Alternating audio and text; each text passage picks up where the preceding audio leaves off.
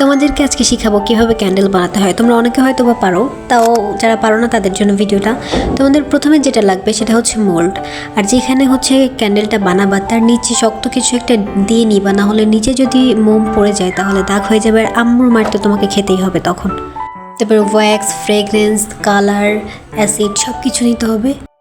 Direct চুলার ওপর তুমি মোমটা দিবা না, চুলার ওপর প্রথমে কোনো একটা পাতলা টিন দিয়ে নিবা, তারপরে হচ্ছে যে বাটিতে তুমি মোমটা মেল্ট করবা সেই বাটিতে দিবা। প্লিজ আমার বাটি অ্যাভয়েড করো, এর থেকে ভালো বাটি যদি আমি আমার বাসা থেকে নিই, আমার মা বাটি শুদ্ধ আমাকে বাসা থেকে বের করে দিবে। দেন চুলা থেকে নামিয়ে মোল্ডের ভিতর মোম ঢালবা না, কিছুক্ষণ ঠান্ডা হওয়ার পর এটার ভিতর কালার মিক্সড করবা, দেন ফ্রেগনেন্স মিক্সড করবা, তারপর হচ্ছে মোল্ডের মধ্যে ঢালবা।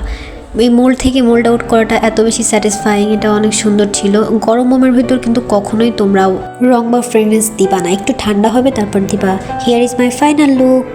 কেমন হয়েছে অবশ্যই কমেন্ট করে জানাবার। ফলো করতে একদম ভুলবা না, সাবস্ক্রাইব করতে একদম ভুলবা না। আজকের মতো বাই, আল্লাহ হাফেজ।